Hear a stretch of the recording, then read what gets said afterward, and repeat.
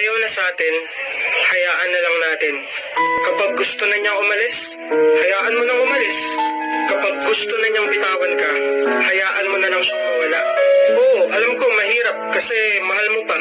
Pero hindi mo ba naisip na mas mahihirapan ka pa kapag pinagpilitan mo yung sarili mo sa taong ayaw naman na? Minsan, hindi porket sumuko ka, talo ka.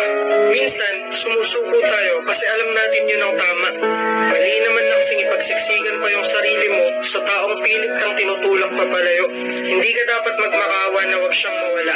Kasi unang-una, kung talagang mahal ka niyan, hindi niya gagawing solusyon ang hiwalayan.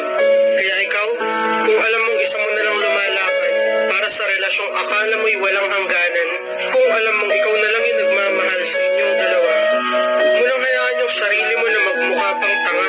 Yung sakit na nararamdaman mo, ngayon lang yan. Kasi darating din naman yung punto na kung saan isang araw gigising ka na lang nang wala nang nararamdaman para sa taong akala mo dati hindi mo kayang mawala. Kaya kung ayaw na niya, sumuko ka na. Hayaan mo na lang siyang sumaya sa paraang masasaktan ka ng sobra. At ngayon, nandyan